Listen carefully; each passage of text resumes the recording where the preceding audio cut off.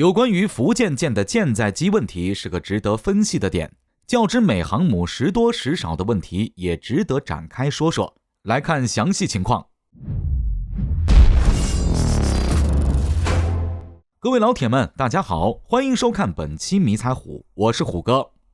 航母的舰载战斗机是配备在航空母舰上的主要武器，其性能决定着航空母舰的战斗能力。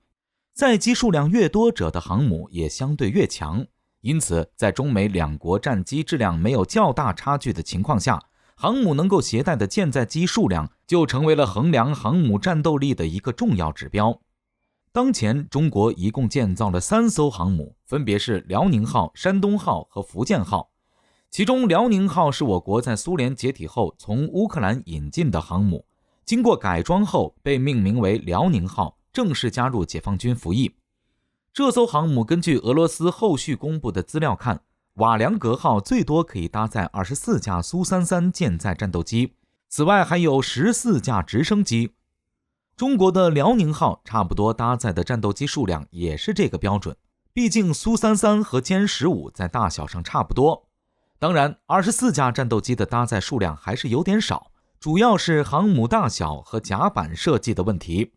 毕竟这艘航母满载排水量仅有 6.5 万吨，而且臃肿的舰岛和航母甲板的滑跃设计导致前部甲板无法设置机库和停靠飞机，较大的舰岛也占用了不少甲板面积。可以说辽宁号和美国大型核动力航母差距非常明显。以现在美国大规模列装的尼米兹级航母举例，截至目前，美国海军尼米兹级航母的固定翼战斗机标准配置是34架 FA-18EF 战斗机、7架 EA-18G 电子战机和10架 F-35C 隐形舰载机，总数量达到了51架之多。这还是因为美国海军不再面临冷战时期苏联海军巨大威胁后精简的结果，不然搭载60架舰载战斗机完全是绰绰有余。可见在舰载战斗机的搭载数量上，美国核航母的效率是辽宁号的2倍以上，在极端条件下甚至可以达到3倍。而我国第2艘航母山东号则是在辽宁号基础上建载的升级款航母，排水量和辽宁号一样，也是 6.5 万吨。山东舰在辽宁舰基础上经过一定优化改进，如扩大机库可用空间、升级舰岛布局等，使航母舰载战斗机的搭载数量得到了少许提升。据称，搭载舰载战斗机的数量可以从24提升到28架。但是即便这样，比美国核航母还差得远。要真正可以和美国核航母进行对比的，还得是福建号。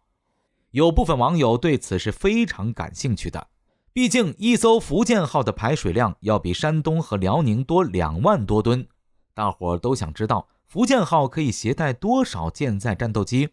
实际上，根据国外媒体的分析和解读，基本上可以对福建号搭载舰载战斗机的数量进行一个详细的分析。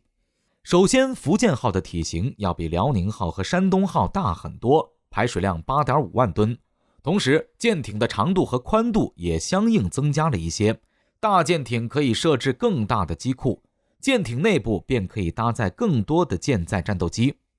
其次，福建舰的航母甲板面积大幅度增加，舰岛被进一步简化缩小，腾出甲板热机位空间，同时采用的平直甲板可以放置更多的舰载机，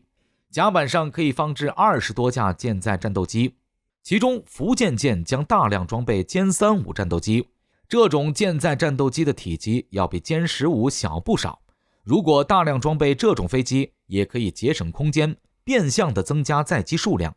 毕竟以前的国产航母搭载的都是大个的歼15战机，相比山东和辽宁两舰，福建号搭载的舰载战斗机数量获得大幅度提升。按照编制分为4个中队，分别装备12架歼15、歼35战斗机，还有一个装备5架歼 15D 的电子战中队。虎哥认为至少可以搭载53架舰载战斗机，其中为48架歼15和歼35型舰载战斗机和5架歼 15D 型电子战飞机。搭载53架舰载战斗机的福建号，第一次与标配舰载机状态的美国尼米兹级航母相差无几。当然，这是以福建号航母舰载战斗机满编的状态下，和美海军尼米兹级进行对比。如果尼米兹级不按照标准配置，也按照满编配置，其搭载的舰载战斗机可以增加至70架以上，甚至更多。因此，即便是福建号航母下水后，在舰载战斗机数量上，我们与美国核航母还是存在不小的差距。要想达到和美国核航母一样的水准，这就得等后续的004航母横空出世。